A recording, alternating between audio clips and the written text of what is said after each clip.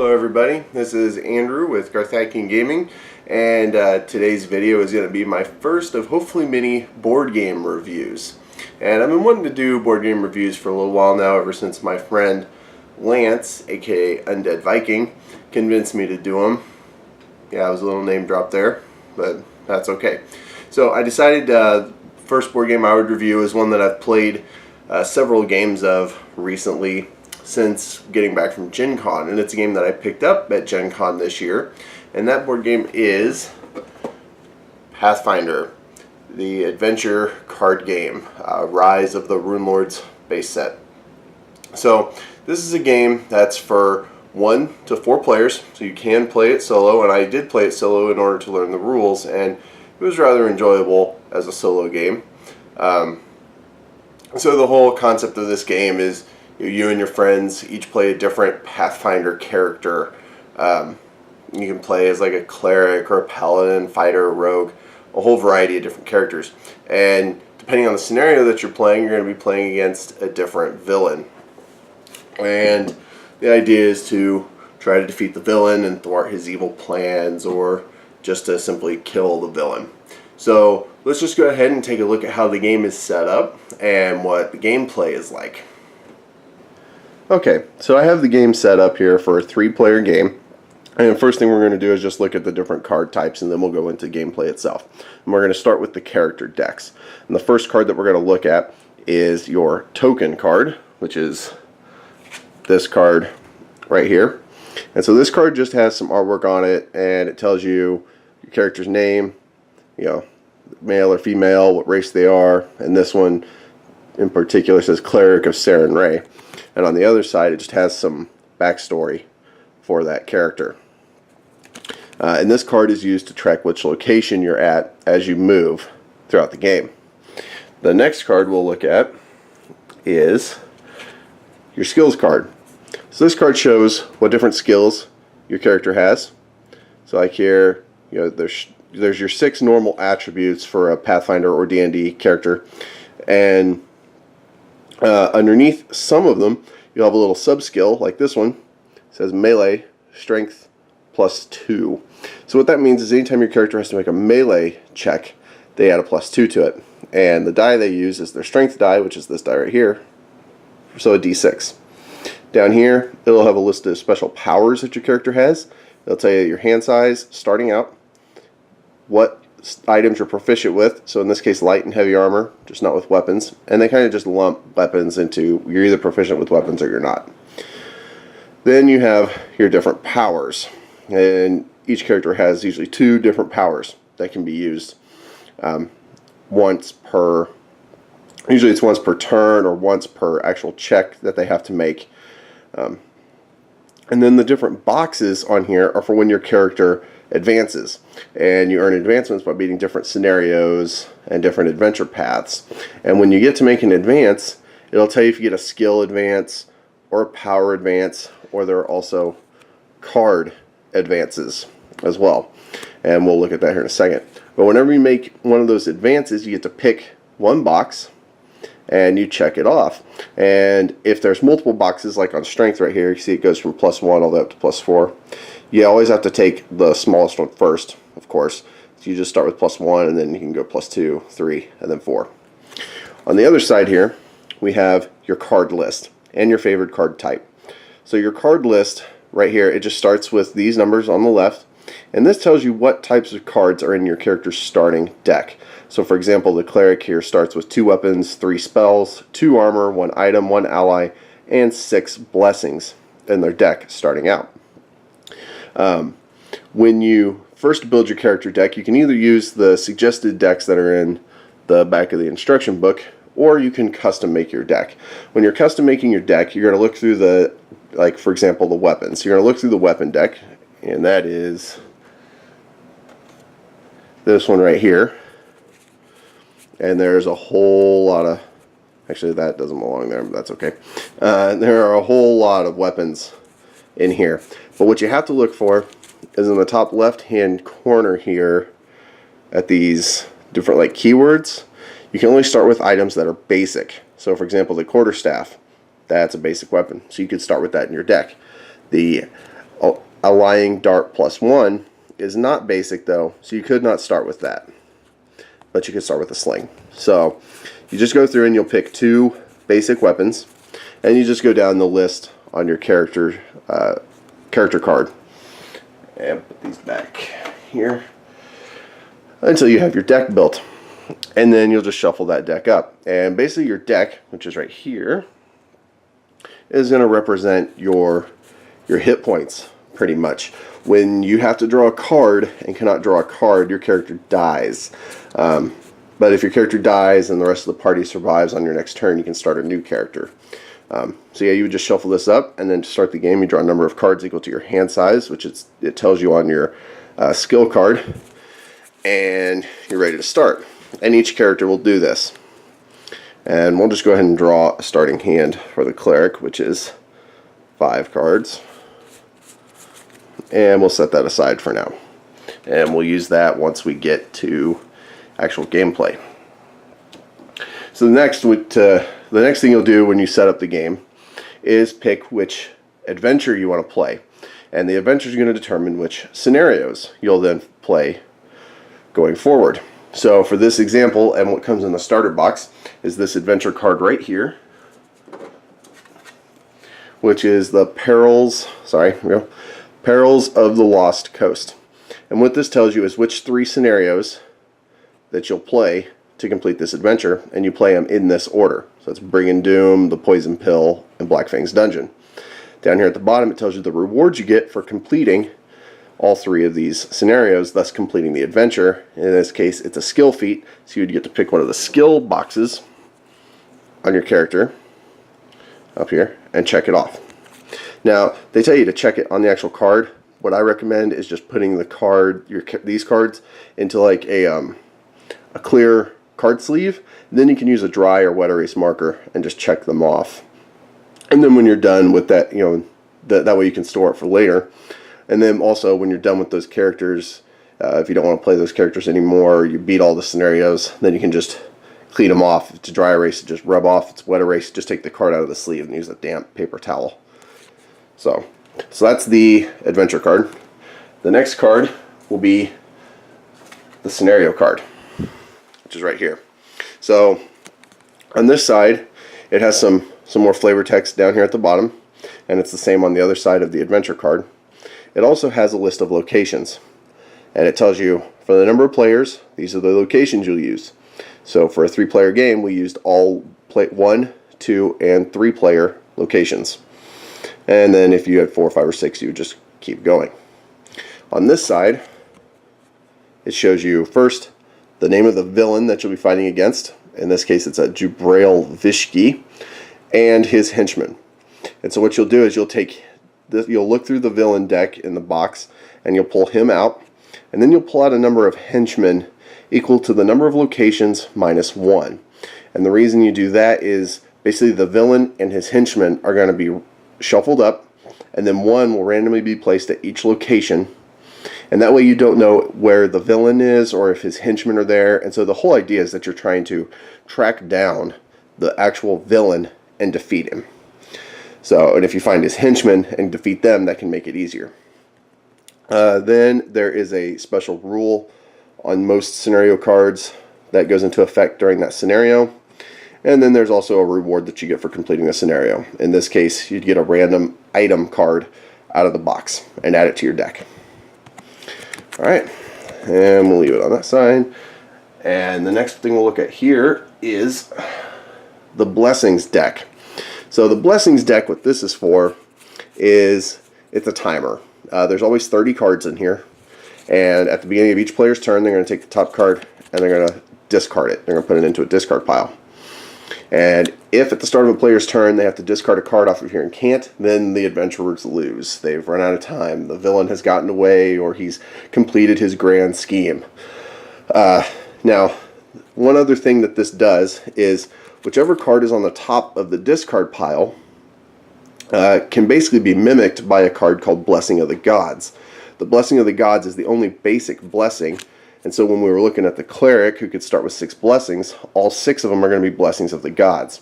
And so what the cleric can do is use a blessing of the gods to mimic whichever card is on the top of the blessings discard pile. And different ones do different things. For example, this one helps you in a strength-based combat check. Let's see, this one, the Blessing of Shaylin, helps you with a non-combat wisdom check. So, yeah, there's a variety of different blessings in here, but that's what the blessings deck is for. Next, we'll look at locations. We'll just grab the woods here. And what this card is showing us is a deck list for the location. So it tells us how many monsters we have in that location. It tells us how many barriers, weapons, and items. And so you're just going to take those different cards out of the box and shuffle them all up. And then distribute. The way we do it is we start by distributing, like there's 4 monsters here, so many monsters here. Just do all the monsters. Then go through, do all the barriers, and then all the weapons, and so on down the list. And then you put the villain and his henchman on top, and then you shuffle up each location deck. The other thing on here is that a location has a special effect while you're at that location. So not only are there location-specific effects, but then there's also a scenario-specific effect that's in play. There are rules here for when you're closing the location, which comes into play when you're trying to pinpoint where the villain is. You're trying to close these locations in order to give him less options to escape to, which we'll explain in a moment. And then down here is a permanent effect that's in play once the location is closed. And for this one, it has no effect once you close it. Once you close it, you just flip it over to this side. And again, you have some flavor text on here. So those are the 5 locations for a 3-player game. And then you have the location deck. And then we'll just grab this one here and we'll flip it over. And so the location is going to be random, and it's going to have a variety of different things. There could be items or weapons, which are beneficial to the players. There could also be monsters and henchmen and barriers. And so orange cards like this, they're the monsters. And the reddish card like this is a henchman. And I will grab a villain really quick so you can see. Oh, before I do that, sorry. Here, yellow cards here. These are barriers. So these are kind of like events that could come up or random chance things. Like some barriers are treasure chests that you're trying to open. This deck's pretty bad. It got stuck with 2 skeleton horns. Okay, so we'll put that back down. But yeah, the villain, like here's an example villain. This was a really bad one, by the way, but it's for further on. Has this like really deep reddish purple color to it. So that's the villain, or what the villain card looks like. Okay, and so that's how you set up the game. So what you'll do is, of course, you decide who goes first. You can either roll a die, which the game comes with some dice right here. It's basically your standard set of like Pathfinder, 3.5 D20 system dice, without a D20, because you don't need the D20 for this. But once you decide who goes first, and we'll just use the cleric here, the first thing the character does is they advance the blessing deck. So they're going to discard the top card of the blessing deck, like that. And then they can give a card to another character of their location. So actually when you first start the game, everyone decides what location they're going to be at. So let's say the cleric's here, and the rogue went with the cleric. But the barbarian decided to go off on their own to the waterfront, to go stir up some trouble down there at the waterfront. Alright, so after you've advanced the location deck, or the blessings deck, I'm sorry, then you can give a card in your hand to another character. And that's as simple as just taking a card out of your hand and saying, hey, this is something I got earlier and it would be better for you to have, so here, you can have it. And you just pass it on.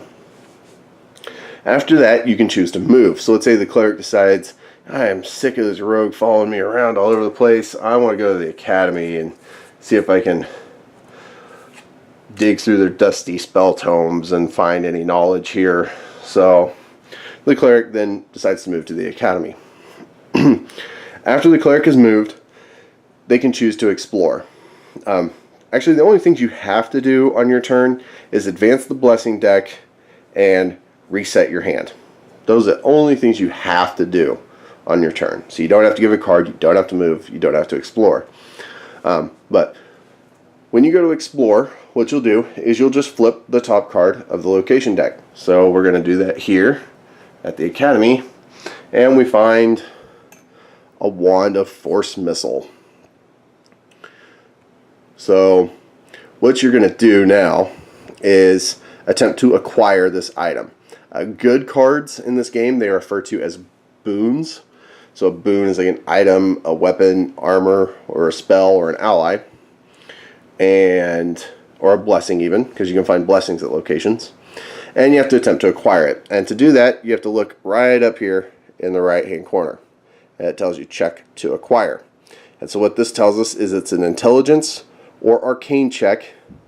So you get to, well, intelligence, arcane. So you get to pick whether you want to use intelligence, or if you have the arcane skill, you can use your arcane skill. And 7 is the difficulty to acquire the item. So what you do is just look at your character. So let's look at the cleric here. He's right here, which probably isn't very good at arcane.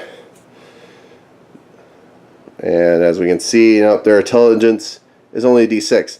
So even if they rolled a 6, they wouldn't get the item because you need a 7. So what you can do is look at your hand, and we have the cleric's hand right here.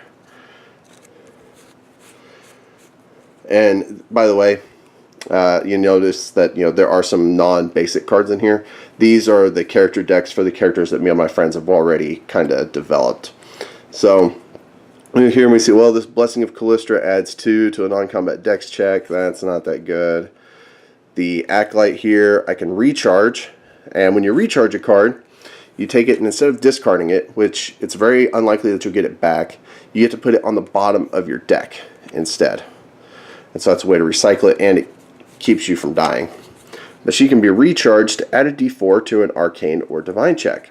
So that's a possibility. Blessing of Desna adds 2 to a check to recharge a card, because some cards you have to actually make a check to recharge. For example, blessings are kind of a bad example, because if the top card of the blessing discard pile matches the blessing, you get to recharge it for free. And then you have the Blessing of Iomade, and this adds 2 to a non-combat charisma check. So the only card in my hand that's really going to help me is the Acolyte. So what I would do is just show this card to everybody and say, hey, I have an Acolyte, I'm going to recharge it, and I get to add a d4 to my arcane check. Actually, that's for an arcane check, so that's not going to work because this character can't make an arcane skill. So this character doesn't have anything like really beneficial. So let's look at those blessings again. And every blessing at the top here can be discarded to add 1 die to a check. And so that's just going to let us add a second base die to that check. So I'm just going to use this, say, okay, I'm going to discard this Blessing of Callistra, and I get to roll 2d6. Now, if there was another player at this location with me, they could also use a blessing to help me with the check. Or if they have an item that doesn't specify it has to be used for their check, they can then use it to help my check as well. But the cleric decided to run off on her own, so she gets to roll 2 dice because of the Blessing of Callistra. Now, the game only comes with 1 of each die, so if you want to speed up things, you might think about adding a second set of dice into the box. Just any second set of dice will work. So we're just going to roll 2d6 here, and first number I get is a 3. So the cleric's thinking, oh man, I need a 4 or better to get that wand. And she rolled a 6. So that's a total of 9, which is enough to beat the check. So the cleric then gets to take the item, whatever it might be, and it's added directly into their hand. So this wand would go directly into her hand. Now, if she had failed the check, then instead of going into her hand, the card is banished. And by banishing, that returns the card back into the box, so no one else has a chance to get that item. So either she broke it trying to get it, or didn't think it was worth anything and just kind of discarded it. Alright, and so that's how you acquire an item. Now, let's say, same thing, the character, well, let's just move on to the next character now. So after you explore, some locations will allow you to explore again. Sometimes you can use blessings to explore again. but for simplicity's sake, we're just going to move on. And so the next thing you can do is try to close the location if there are no cards left in its deck. So if that was the last card in the Academy deck, the cleric could then attempt to close the Academy, thus preventing the villain from escaping there. And to do that, like we mentioned earlier, you just have to do the when closing part. And so this says when closing, you succeed at an Intelligence or Arcane 6 check. So that might be tough for the cleric to close this place without using a blessing or something. And then if she did close it, you would do the when permanently closed, which is you may shuffle a spell from your discard pile into your deck. After that step is then resetting your hand. And so when you have to reset your hand, you have to either discard down to your maximum hand size, which for the cleric is 5, but as we see here, the cleric still only has 5 cards, or draw up to your maximum hand size. And after you've reset your hand, your turn ends, and it moves on to the next player's turn. So let's move on to the barbarian. Over here, let's just see if we can find a monster for an example. So here we go, perfect. So the barbarian found a monster. It's an ogre, and he's big. He has a combat check of 14. And if you don't defeat him, then he deals 1 combat damage to each other character at this location. So, fortunately, the barbarian is there by herself. So, the barbarian would go to fight the monster, and I know the barbarian, she gets a d12 plus 2 if she doesn't have anything like weapons or anything. So she has a chance to beat it, she just has to equal it if she rolls a 12. But odds are she won't. No, she only rolled a 3, plus 2 is a 5. So she lost by 9. Now, when you lose a fight, what happens is you're going to take damage. And when you take damage, you have to discard cards from your hand. And you'll just discard a number of cards equal to the amount of damage you took. Now, in this game, the barbarian only has a 4-card hand size. And she took 9 damage. So that's 5 overflow damage. That overflow is ignored. And she'll just take the 4, discard her entire hand. And then her turn's probably going to be over. If you also fail to defeat a monster, that monster just then gets shuffled back into the location deck, and then they'll show up again later. So now let's go to the rogue, and let's see if we can find a henchman or the villain. So we're just going to look through here really quick, and there's the villain. Mr. Jabrail Vishki, the bandit leader. Alright, so this particular villain, he has a power that you have to resolve before you get to fight him, where you have to recharge 2 cards from your hand. Might not seem bad, but if every card in your hand is beneficial to the situation, then he's going to limit your options, is basically what he's doing here.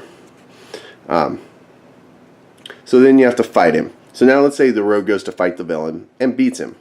What you do, if you beat the actual villain, is just set him aside. And actually, I skipped a step. Sorry. Once the villain is revealed, each character at a different location can attempt to temporarily close their location. You still have to do the when closing effect on that location and succeed at it. If you do, you temporarily close it. So you don't discard the deck that it belongs to or anything. It just limits the locations for the villain to escape to. So let's say the barbarian and cleric both successfully temporarily close their locations. Then the villain can only escape to the woods over here, or all over to the wooden bridge. So next you would then resolve the fight with the villain. If the hero wins, then the villain is set aside, and you take a number of blessings out of the box over here, random blessings, equal to the number of still open locations. So in this case, with our scenario of them two closing their locations temporarily, that leaves only 2 places for the villain to run to. So we would take 1 blessing, because it's the number of open locations minus 1. Because again, we don't know exactly where he's run to, so we have to find a way to randomize that. So we would just take 1 blessing out of the box, shuffle it in with the villain, and then randomly distribute the blessing and the villain to the other 2 locations, and then shuffle those 2 decks as well. If you fail to defeat the villain, then you still take a blessing, but instead of taking it out of the box, it comes from the top of the blessing deck. the timer deck and gets shuffled with him, and then you do the same thing. So if you don't beat him, then it shows kind of like the heroes are set back a bit by him defeating them temporarily. So once you either defeat or fail to defeat the villain, it permanently closes the location the villain was at, though. There is no check for it either. It just happens. Now, actually, I do need to just double check really quick here and see if you fail to defeat the villain, does it still close his location? Because I can't quite remember. It shouldn't take but a second here. If you do, let's see. If you do not fulfill permanently close, the villain has nowhere to escape to. If you did not defeat him, but retrieve the blessings from the box. Okay. Oh, nope, you don't close the location. So you would take him and 2 blessings from the top of that deck in our scenario here, and then shuffle them up, and he may show up right back at the location he was at. He might not. So that's what you're doing. Also, if you encounter a henchman, which we saw were bandits, let's see, bandit right here. And the bandits say on them that if defeated, you may immediately attempt to close this location without even getting all the way through the deck. So the idea is you're going through these decks, fighting monsters, gathering items, gathering allies, trying to find the henchman and the villain, and then kind of corner the villain into one location. Or even in this case, if you had 3 locations left, you encounter the villain, the other 2 players temporarily close their locations, then the villain is defeated, he has nowhere to run to, and he's defeated. And that ends the game. I forgot to mention, when a location is closed, all cards left in that location's deck are banished back into the box. So that's how you beat the villain, or that's how you beat the game. Once you've done that, if you're going to continue playing the game, then each character has to reset their decks. So once they've received their rewards, so for this scenario, getting their random item, they then go through all the cards they've acquired, and then they have to narrow down back to their deck size and their deck requirements. So let's say the cleric here had, for some reason, started with that quarterstaff and sling that we saw, but found a better weapon, like a magic, like a long sword, or like a mace +1. That's a cleric-y item. The cleric can then decide, well, I don't want this quarterstaff anymore, so they'll put it back in the box, and I'll keep the mace and the sling. So that's how you upgrade your deck, is by resetting it. You can also freely trade items between players when you're resetting decks. And then if you're ready to play the next scenario, you just set up the new locations and the new scenario, the new villain and henchman, and you move on to the next scenario. If you're not ready, then the box has 6 slots in it that you can store your character decks for the next time that you play. So, as I mentioned, the box comes with the 3 starting scenarios, but it also comes with the first adventure deck right here, which is part 1 of Rise of the Runelords, the Burnt Offerings adventure deck. And this has 6 more scenarios in it for part 1, and there's 6 parts to this. So eventually this comes in the box, and then they'll release the 5 other ones eventually. And also you can pick up the character add-on deck, which adds more classes. It gives you enough of the basic cards to increase the game to 5 and 6 players, because just out of the box it's only 1 to 4. And so it just gives you some more options in here. Alright, and so that's basically how you play Pathfinder Adventure Card Game. And now I'll just tell you what I think of the game. Okay, so that's how you play the Pathfinder Adventure Card Game. The setup isn't really all that complicated. It's just following the lists on the specific location cards and then building the characters' decks. But once you do that once, you don't have to do it again if you're to continue playing through it.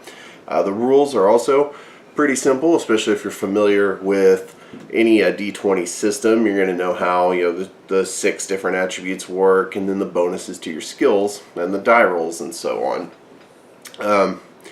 The only thing you have to pick up on if you're not familiar with actual, board games, if you're just getting into this because you're into Pathfinder and you want to branch into board games, is the actual card game aspect of it. So knowing like when you can play certain cards and how like recharging works and things of that nature. But other than that, pretty straightforward. I really enjoy playing it. Me and my friends that I've played it with have really liked it. There's just something about a game that lets you see gradual progression of your character as you complete different scenarios and watching them develop however you want to develop them. Because you noticed on some of those skill cards, there's a lot of skills, and I've only seen, like, we're most of the way through that first adventure pack, and each of us only has 2 skill advances and 1 power advancement off of our powers at the bottom. So, you probably won't get to finish off all those different skill boxes by the time you're completely done once they have all 6 adventure packs out.